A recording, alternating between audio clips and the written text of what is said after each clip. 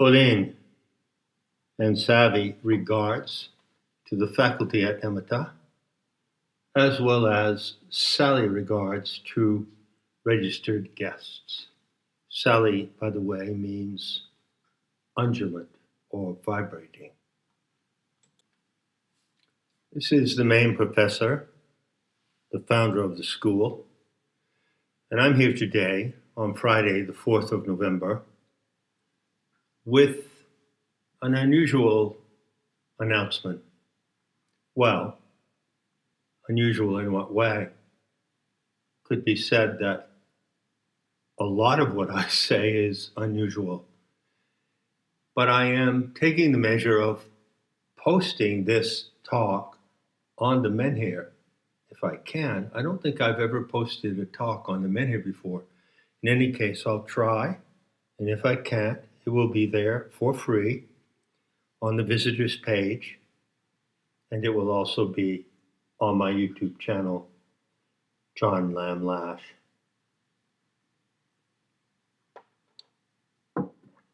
So, what's it all about, Rome? The unit that is indicated in this little post on the Menhir, where you keep updated with the activities of Nemeta, is called the Five Skull Crown Instruction. I formerly called it the Five Skull Crown Initiation, and both terms are correct. It is an initiation, but what kind of initiation is it? Does it come on raw feed through DI, which is Dakini instruction, or does it come from the main professor based on his studies and his experimentations in mysticism and shamanism and applied noetics, which is the correct term for the living gnosis today? Where does it come from? Well, it comes from the maternal instinct of your Divine Mother. I said at the beginning of Planetary Tantra, when I wrote the Tantric Conversion, and I correlated certain deities, female deities, in the Sri Vidya system of India with Gnostic deities, Gnostic aeons, and aspects and emanations of those aeons. Devata simply means an emanation or radiation.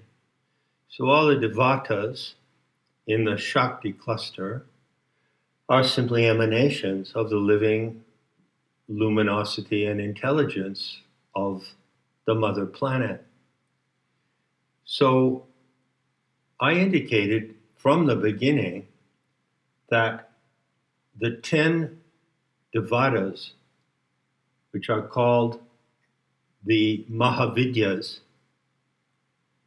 that I drew from the Dravidian system of Eastern mysticism, Hindu mysticism, if you will, are all infernal bitches, and they're not particularly maternal. But one of them is, and I pointed this out. That's why we call her Tantra Mother. Her name in the ancient tradition of the East was Vajrayogini or Dorje Phagmo, to use the Tibetan. That is the white sow goddess. So I said that she has certain maternal qualities. And this teaching of the Five Skull Crown comes from her maternal instinct and my maternal instinct. So what I'm doing in offering this to the faculty and in giving you who are registered visitors this preview is that I'm playing out my mother's side. I'm acting maternally. Now, you can also act maternally. And I wouldn't presume to come at you in this way, making such a statement, if I didn't know that what I do at a certain level of mastery, you could say, you also can do, and I wouldn't bother talking to you if I didn't believe that. You feel me? Now, right here, coming out of the gates, it could certainly be objected that I don't have the capacity, the background, the experience to exhibit and express a maternal instinct, right? So I'm a man, never given birth to a child. I've never given birth to a child, and I can't. And I've never related much to children in my life, and I have not been a parent.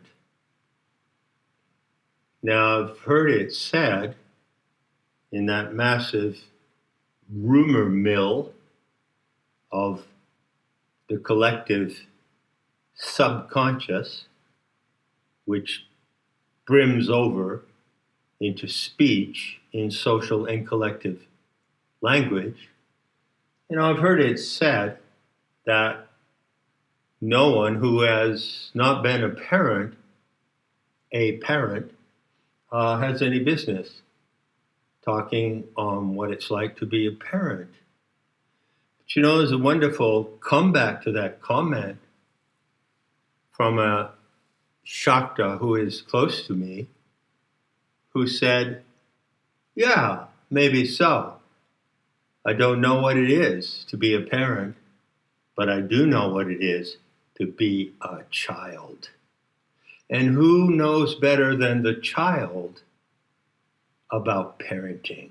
Because the child is the target of parenting, you see? So I'm parenting. And in presenting the Five Skull Crown instruction, as I said, I'm acting on my maternal instinct, as you can do as well. Now, before I describe what is the Five Skull Crown initiation in explicit terms that you will never hear anyone anywhere else or from anyone else but me, I want to say a word about my maternal attitude.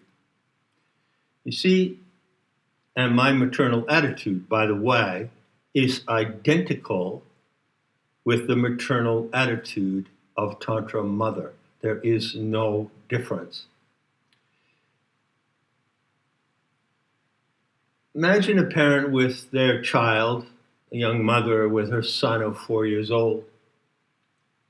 She looks at the child with love and adoration. One presumes this to be the case. And what does she see?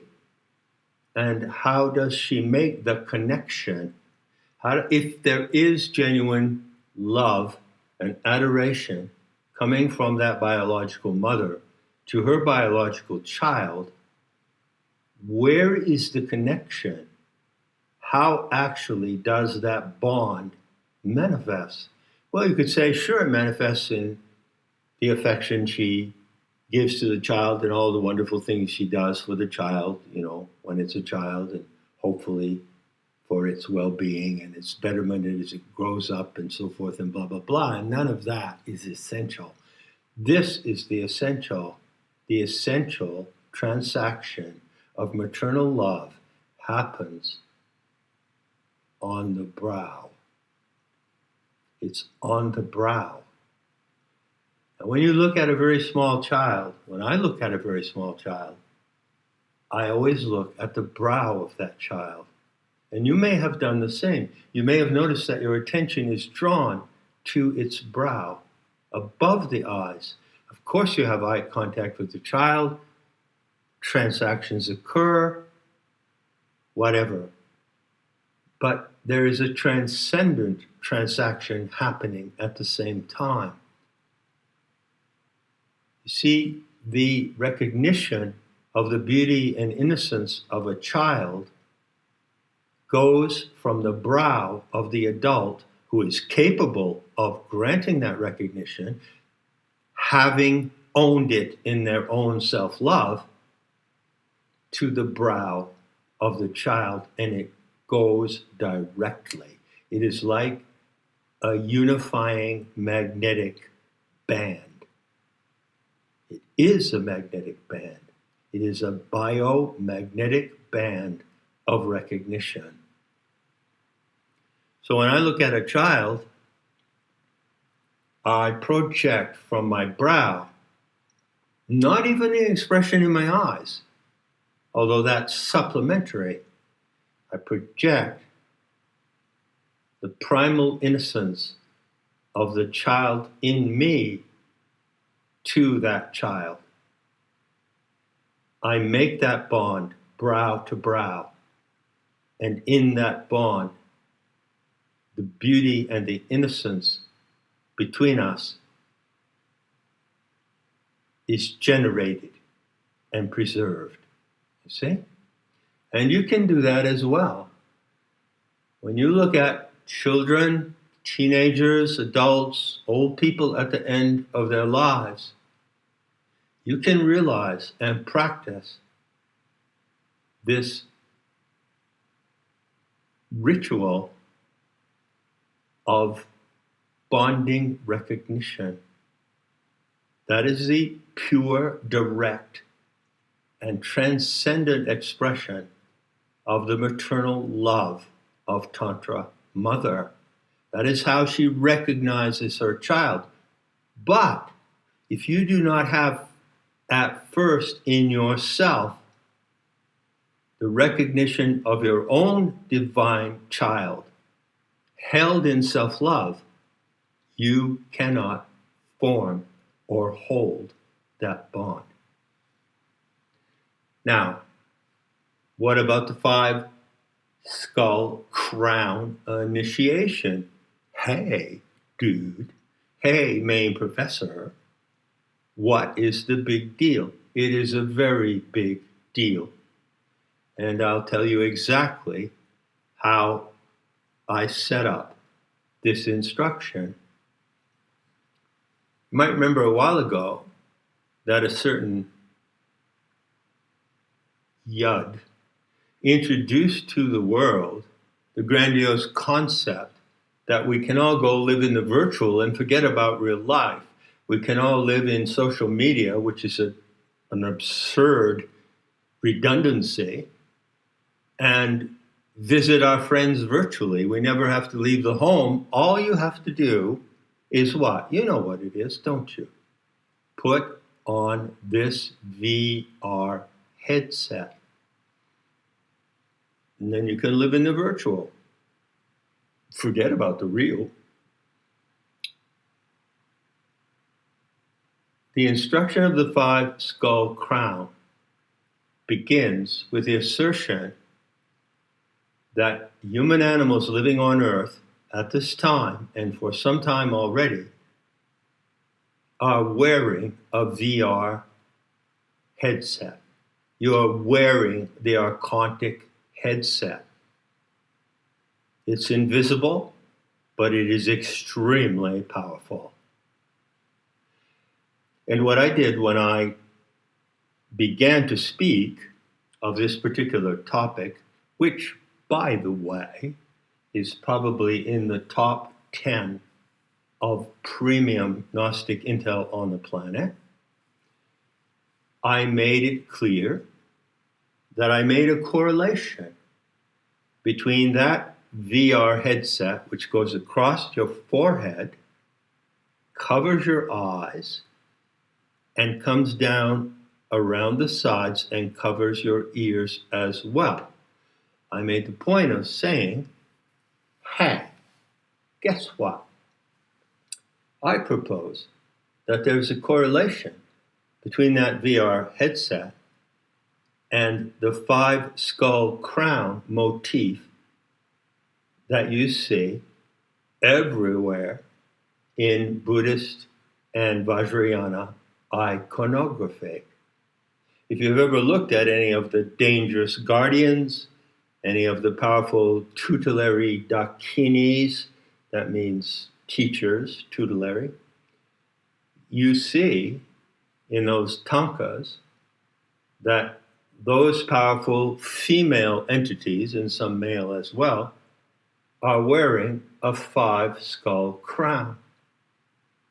2 of the skulls come around to the forehead, back toward the ears. 2 of them are above the eyes, and there is a larger central skull in, guess where? In the middle, in the forehead. So what you need to know is that this instruction tells you that you are wearing this VR headset. And it describes in detail the mechanisms of the headset and how it works through the 2 devices over the ears, everything that you hear, the 2 devices over the eyes, everything that you see, and the central skull in the middle of the forehead, everything that you imagine, especially when you imagine what it means to be human. Now,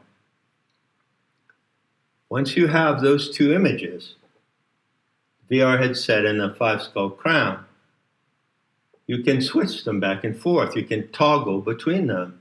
And this is what I do in this unit in Course 4 on Gnosis Today. So I describe the construction and functioning of the VR headset, which is an archontic implant. And then I describe what are the particular subversive, perverting, delusional, and toxic features of the headset. And then I describe, point by point, 1 through 5, going all the way across from left to right, how to convert and how to dissolve and convert those poisons that are inherent to the function of this archontic headset. So that is the essence of what this instruction tells you. Fine. Now, normally, if I can ever be said to do anything normally, I would cut it at this point. I would post 18 minutes of the introductory talk on my YouTube channel, and then I would say, hey, muchachos and muchachos, come on over and learn the deep secrets of how your own mind works. And your true mind, how your true mind works and how the false mind works. But I'm not going to do that. And I make no excuses for continuing, except to say that I often think of that line from Oscar Wilde, who said, I can resist everything but temptation. And my line, built on that line, is, I can resist everything but the temptation to be generous. So I'm going to be extremely generous with you. But I warn you, I assure you, although I don't charge for my generosity, it does have its price.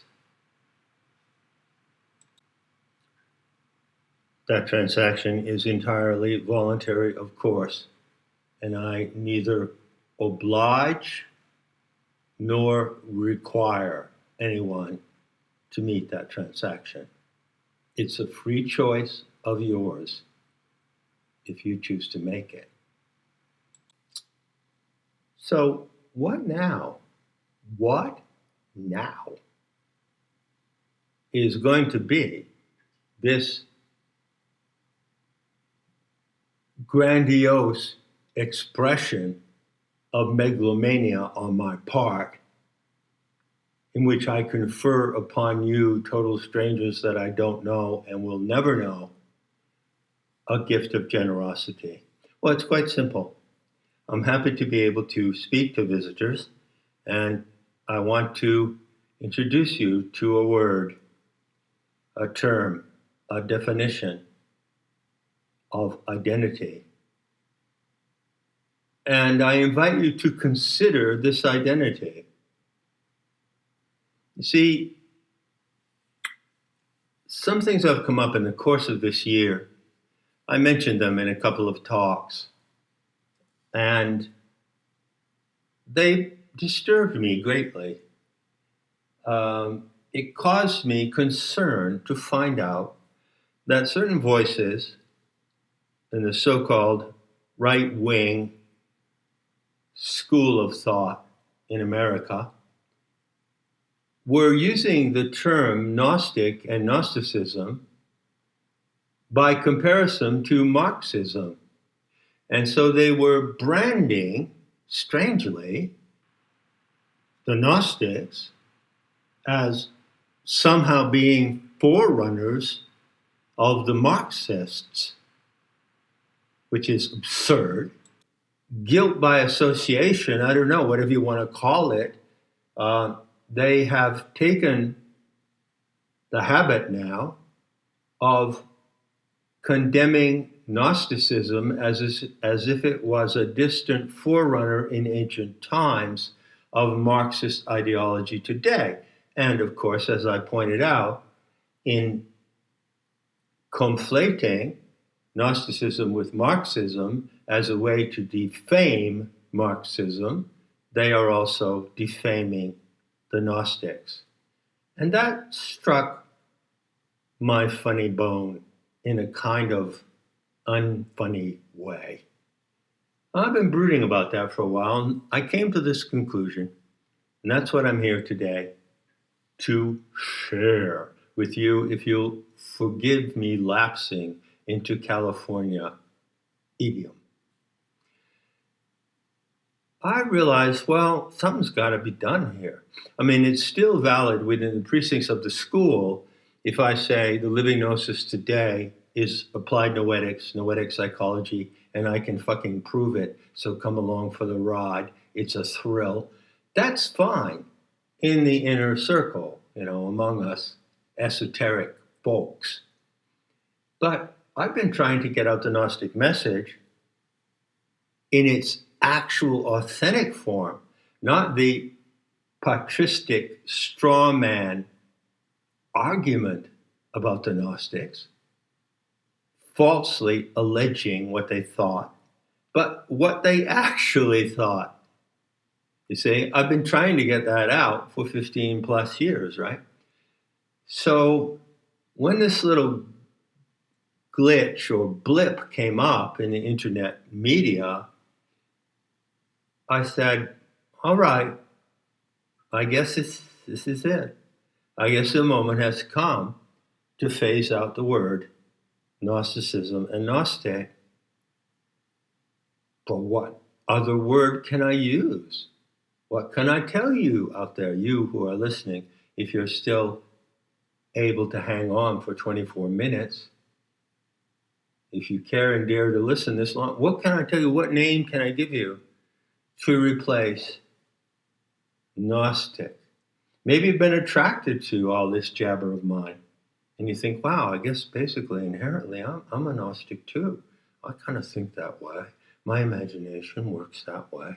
I love this connection to the wisdom of God. I say, oh, maybe I'm a Gnostic. Maybe I should put on that badge. Don't put on that badge. Put on the badge that says Thelian. Thelion. And it rhymes with Hellion. And it must be true because, well, Thelian.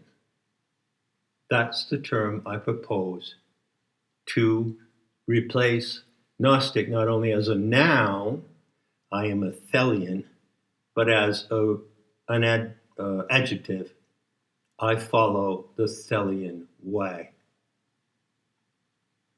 So I'm happy to announce this term to you. And now, believe it or not, I'll even explain what it means, because I wouldn't ask you to consider wearing this badge if you didn't know what it means, right? Many people are walking around wearing the badge of Marxist, and they don't have the faintest idea what it means. I wouldn't want to lure you into that kind of nefarious deceit. So, what it means is simple. You see, the root Thel is contained in the name of the consort of the wisdom goddess, Thelete. So it was Thelete and Sophia who designed you. They designed the human genome in the galactic core.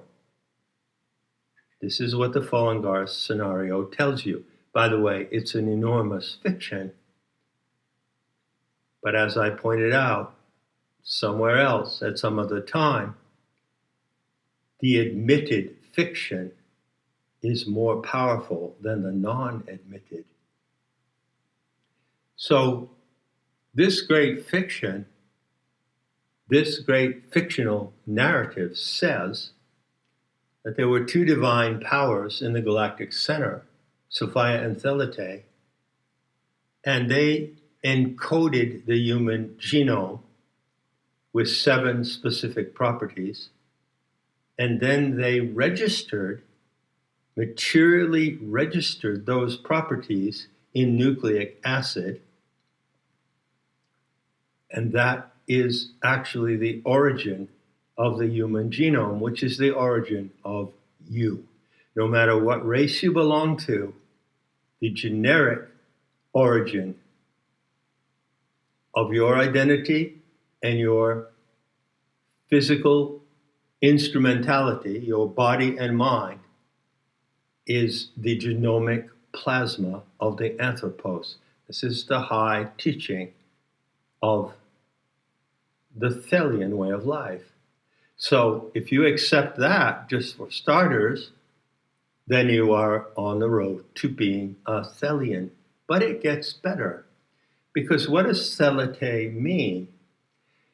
Well, it's variously translated, but basically it means, or has been translated as, the intended.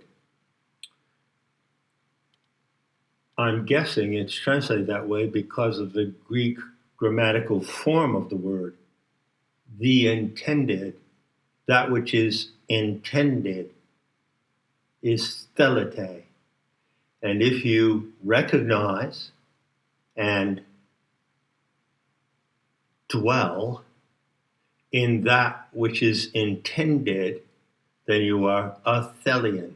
Rhymes with Hellion, which means basically that Thelians are apt to cause a hell of a lot of trouble for other people who are not Thelians. Fair enough? So hang on. I'm wrapping it up. That which is intended. Well, suppose I happen to be sitting with you on your deathbed. You're going to die, and you know it, and you're going to die in 5 or 10 minutes, but you're still coherent. You can understand what's said to you. You can respond, and I say, hey, you, hey, muchacha, muchacho, hey, kid, tell me, there's your life. Was that what you intended it to be? You see, this is the core of the existential tragedy of the human condition. There are so many cases. There is an imaginary number of people, a vast number, who live their lives not as they intended it. but as they were told to live their lives. They saw what they saw through the VR Archontic headset. They heard what they heard through the devices of the headset that go over the ears. And they followed that information, indoctrination, implication, insinuation, and they ended up living a life which was not the life they intended to live. So I ask you, how are you going to live the life that you, as a free and sovereign divine child of the Aeonic Mother, an actor in the world drama she dreams, going to live the life you intend to live, independent of any influences, even mine? I do not in any way wish to affect your intention to live your life, but I can instruct you on how to live it as a self-intending, sovereign being. That I can do. And in that respect, I can invite you to become a Thelian. Enough said. And I'll be seeing you in the beauty to come.